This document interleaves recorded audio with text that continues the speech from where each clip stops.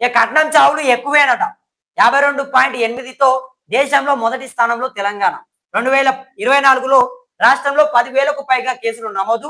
ఆడబిడ్డలపై ఆగని అఘాయిత్యాలు వెల్లడించిన ఎన్సీఆర్బి నివేదిక. సో ఇక్కడ చూడండి, కట్నం ఈ అంశాన్ని కూడా మనం చూసుకుంటే మొత్తం కూడా చాలా మంది ఆడబిడ్డలు కట్నం కోసం కడ తీర్చడంలో ఫస్ట్ 52.8తో తెలంగాణ టాపు.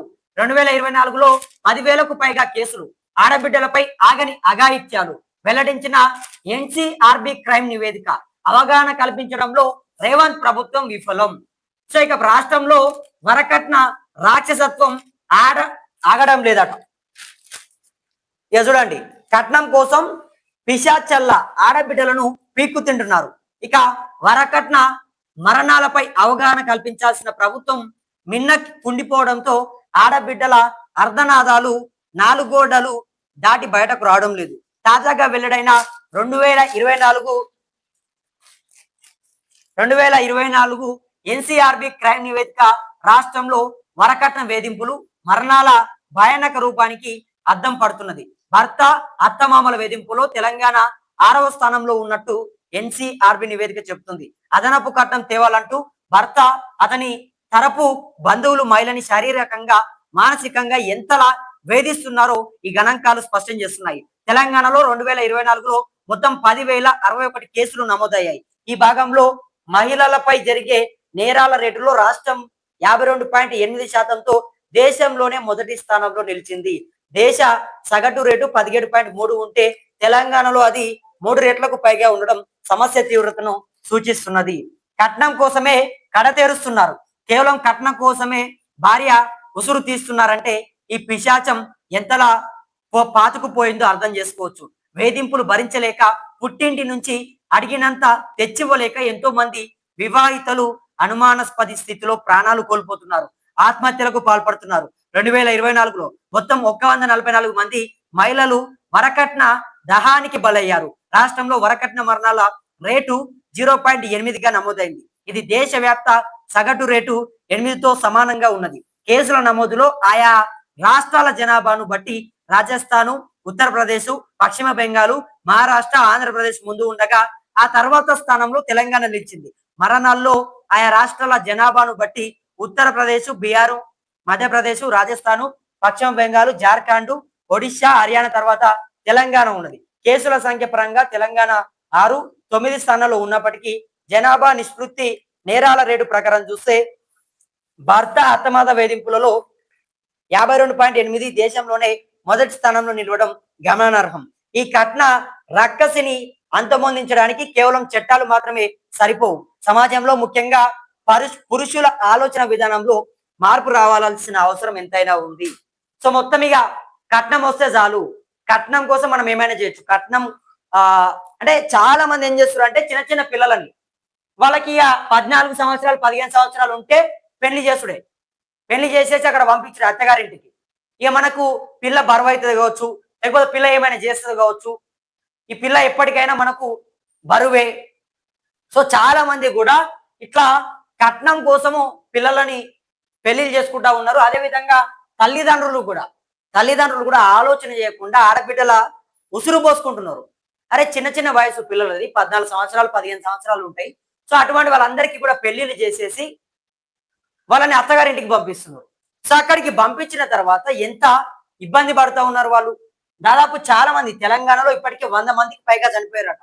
అత్తమామల వేధింపులు, కట్నం తీసుకదా నువ్వు, లేకపోతే డబ్బులు తీసుకదా అదనంగా అని చెప్పేసి ఎవరైతే పెళ్లి కొడుకు ఉంటాడో పెళ్లి కొడుకు, అదే విధంగా ఆ పెళ్లి కొడుకు తల్లిదండ్రులు, వాళ్ళ కుటుంబ సభ్యులందరూ కూడా అమ్మాయి పైన వేధింపులు గురి చేయడంతో నువ్వు కట్నం తీసుకదా, డబ్బులు తీసుకదా, బంగారం తీసుకదా అని చెప్పి అమ్మాయిని వేధించడం వల్ల అట్లా చాలా మంది పిల్లలు చనిపోతున్నారు. ఇక్కడ తల్లిదండ్రులకి చెప్పుకుంటే వాళ్ళు పట్టించుకోరు. తల్లిదండ్రులు నిజంగా ఆలోచన చేయాలి. అమ్మాయిలకు ఏదో పెళ్లి చేసి పంపిద్దాం అనుకుంటే తర్వాత అమ్మాయిని మీరు అమ్మాయిని చంపినట్టే. అది చిన్న వయసులో పెళ్లి చేయొద్దు. చిన్న వయసులో పెళ్లి చేస్తే అమ్మాయిలుగా వాళ్ళు ఏమైనా చేసుకున్న ఆశ్చర్యం లేదు, లేకపోతే అత్త మామల అక్కడ వాళ్ళని ఏమైనా చేసినా కూడా ఆశ్చర్యం లేదు. ఇవాళ మనుషులు లెక్క లేదు, అందరూ కూడా మృగాల లెక్క తయారైపోయారు, మృగాల లెక్క ఆలోచిస్తున్నారు. సో మానవత్వం అనేది చాలా చాలా కరువు అయిపోతుంది రాను రాను.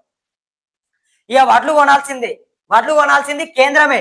ధాన్యం సేకరణపై చేతులు ఎత్తేసిన రేవంత్ సర్కార్ ఇక చివరి గింజ దాకా కొంటానని ఎన్నికల ముందు ప్రగల్భాలు, మద్దతు ధరతో పాటు 500 బోనస్ అంటూ హామీలు.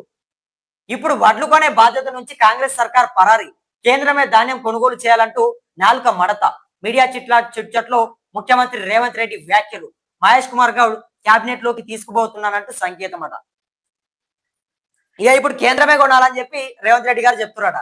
ఇక ప్రశ్నించే గొంతుకపై ఉక్కుపాదం. ఇక రెచ్చగొట్టే వ్యాఖ్యలు చేశారంటూ కేసులు. తెలంగాణ భవన్ వద్ద ఉద్రిక్తత వాతావరణం. భవన్ లోకి చొచ్చుకొల్లేందుకు పోలీసుల యత్నం. వెళ్లకుండా నిలువరించిన బీఆర్ఎస్ శ్రేణులు. పోలీసు జులం నశించాలంటూ నినాదాలు. తానే బయటకు వచ్చి లొంగిపోయిన సుమను. నాంపల్లి ఠాణాలో 3 గంటల పాటు విచారణ. వైద్య పరీక్షల అనంతరం 14 రోజుల రిమాండ్. ఆక్రమణలపై నిలదీసినందుకే సర్కార్ కక్ష సాధింపు. అక్రమ అరెస్టులకు బెదిరే లేదని చెప్పి బాల్క సుమన్ అంటా ఉన్నాడు. ప్రశ్నిస్తే కేసు, నిలదీస్తే జైలు. రాష్ట్రంలో కాంగ్రెస్ సర్కార్ నిర్బంధ కాండ. విపక్షం గొంతు నొక్కడమే పనిగా పాలన. బీఆర్ఎస్ నేతలు కార్యకర్తలపై వేధింపులు. అక్రమాల డైవర్షన్ కు తెరపైకి అక్రమ కేసులట. ఇక కాంట్రాక్టులు అన్ని ఆ నలుగురికే. రేవంత్ బావమరిది, పొంగులేటి కొడుకు, బీజేపీ ఎంపీలకే పనులు కేటీఆర్ చెప్తుండు. సో ఎస్సీ ఎస్టీ బీసీలకు ఒక్క కాంట్రాక్ట్ అయినా ఇచ్చిర్రా? 4000 కోట్లు కొడంగల్ నారాయణపేట లిఫ్ట్ పనుల్లో బడుగులకు 4 పైసల పనులైనా అప్పగించిర్రా? బీజేపీ ఎంపీ సీఎం రమేష్ కు 1100 కోట్ల రోడ్ల కాంట్రాక్టు. యంగ్ ఇండియా కాంట్రాక్టులు విశ్వేశ్వర్ రెడ్డి సంస్థకు. కాంట్రాక్టులపై శ్వేతపత్రం విడుదల చేసే దమ్ముందా? డిక్లరేషన్ లో చెప్పిందేంది? జీవో 17తో చేస్తున్నదేంది? చేతగాని సీఎం ను అంటగట్టినందుకు ఢిల్లీకి పోయి నిలదీద్దాం. మహాధర్నాలో బీఆర్ఎస్ వర్కింగ్ ప్రెసిడెంట్ కేటీఆర్ విమర్శలు. సో ఇక చీకటి మాటను కూల్చివేతలు. చీకటి మాటున కూల్చివేతలు ఓ గెలుపేనా? హైడ్రా పెత్తందారి పోకడలపై హైకోర్టు ఆగ్రహం. నోటీసులు ఇవ్వకుండా కూల్చివేసి విజయం చెప్తారా? ఇది కోర్టు అధికారాన్ని, గౌరవాన్ని కించపరచడమే. చట్టాన్ని పదే పదే ఉల్లంఘించే ధోరణిని సహించం. కూల్చిన నిర్మాణాలను హైడ్రా పునరుద్ధరించాల్సిందే. ఇక పిటిషనరీ తిరిగి కట్టకుంటే ఆ ఖర్చులు చెల్లించాలి. కీలక ఉత్తర్వులు జారీ చేసిన జస్టిస్ నగేష్ భీమపాక. ఇక హైకోర్టు చెప్తున్న మాట ఏంటంటే, ఇక కోర్టు సెలవులలో ఉన్నప్పుడు, కోర్టు సమయం అయిపోయిన తర్వాత నోటీసులు ఇవ్వకుండా కూల్చేసి హైడ్రా గెలిచినాం అనుకుంటే ఎట్లా? హైడ్రా ఎందుకు ఇట్లా అత్యుత్సాహం ప్రదర్శిస్తుందని చెప్పి హైకోర్టు కొంత సీరియస్ అవుతున్నది. సో ఒకే కుటుంబానికి ఒక గ్యాస్ కనెక్షన్ అట. ఇక బహుళ కనెక్షన్లు కలిగి ఉండడం చట్ట విరుద్ధం. అదనపు సిలిండర్లను అప్పగించాల్సిందే. రేపటి నుంచి అమల్లోకి కొత్త నిబంధనలు. ఇక మీ ఇంట్లో ఒకటే ఇంట్లో 2-3 సిలిండర్లు ఉంటే అది చట్ట విరుద్ధం అట. మీ ఇంటికి ఒకటే సిలిండర్ ఉండాలట. అంతకు మించి సిలిండర్లు ఉండొద్దట. అంతకంటే వింటే గనక సిలిండర్లు అది చట్ట విరుద్ధం అట. అది రేపటి నుంచి అమలు అవుతుందట. సో ఒకవేళ మీకు ఎక్కువ కనెక్షన్లు ఉంటే మీరు దాన్ని తిరిగి వాపస్ ఇచ్చేయాలని చెప్పి చెప్తా ఉన్నారు.